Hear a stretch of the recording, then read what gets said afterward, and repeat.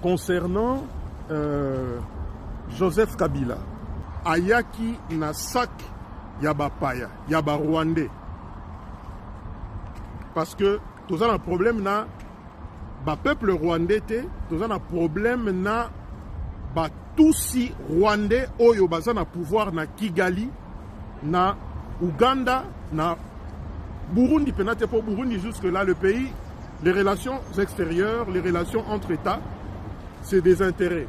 Mais principalement, ba tusi oyo baza na pouvoir na Rwanda. Bangonde mutu bazo olinga ba boto la mboka na biso.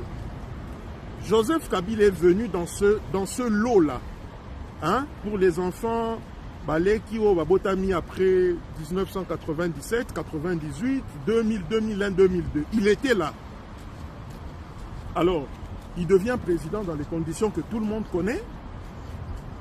Quand il devient président, qu'est-ce qui se passe? Il gère, il y a eu tout ce qu'il y a eu, Sun City, on en parlera un autre jour. Directement, M23 et Robotama. Après, mouvement d'agression est belé, M23 et Botami. À combattre M23. Joseph Kabila a combattu les M23. Mais, étrangement, aujourd'hui, il se pavane, il se promène à Goma, protégé par des militaires rwandais, que l'ONU, que les Nations Unies ont reconnu que Bangonde Bazako formé le gros du groupe Oezo Sala, massacre Kuna, il protège Joseph Kabila.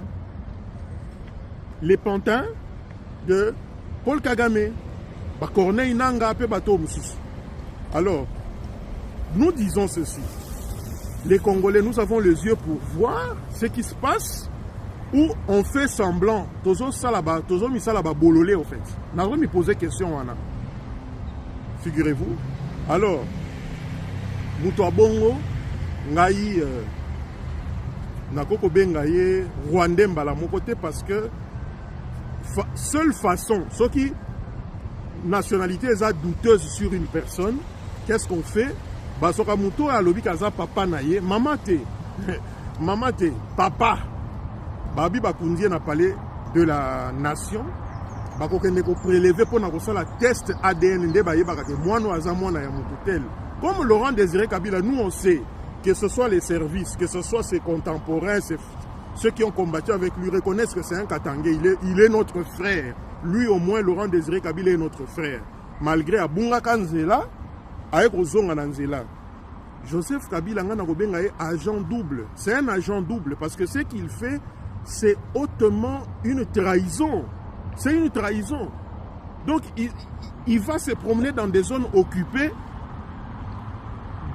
dans lesquelles la communauté internationale, par le truchement de l'ONU, reconnaît que Bamboka Wana est occupé par l'armée rwandaise. Quelqu'un qui a été président pendant 18 ans. C'est un infiltré, c'est un agent double. Mais quant à sa nationalité, parce que il faut remettre en cause sa nationalité, ça c'est une certitude. Je n'irai pas jusqu'à dire qu'il est rwandais. Ça c'est le test ADN qui va nous le démontrer.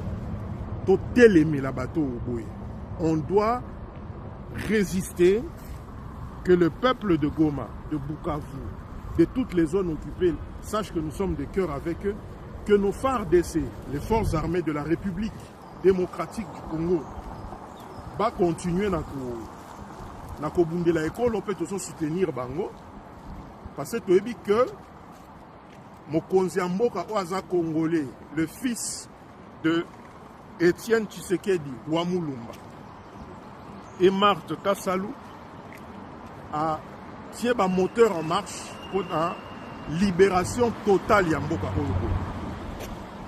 Pour citer le dialogue, il est bon le dialogue. Et ça les mana Washington, et ça les mana Doha, et ça les mana Washington, et ça les mana Doha, et ça les mana na Luanda, et ça les mana Nairobi, et ça les mana Kinshasa. Là n'est pas le problème, mais le principe de base Esato régler problème, il y a identité. Le problème congolais aujourd'hui est identitaire. La crise, elle est identitaire.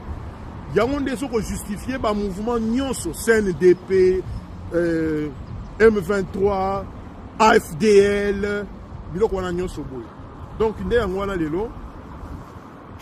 Congolais totelema, tolingambo kanabiso, tolongwana nous pe na ba futilité, babiloko pamba pamba. La trahison, même dans un foyer, que ce soit dans une communauté, je l'ai dit la dernière fois, dans une église, dans une entreprise, dans une organisation, lorsque tu as un infiltré ou une infiltrée, nakati, c'est ça qui nous arrive aujourd'hui. Regardez tous les traîtres généraux et officiers supérieurs qu'on a arrêtés. C'est inadmissible. La justice militaire doit faire son travail, frapper, que ce soit dans les services de sécurité, que ce soit dans les services de renseignement militaires et civils. Justice et ça la et Zambé Apambola Bino. Donc il n'y a aucune terre pour devoir Rwanda. Bien au contraire, ils ont bangonde Mutubaya Kapoba Salabiso Mabe et Mbalasi Matoya Bolobela.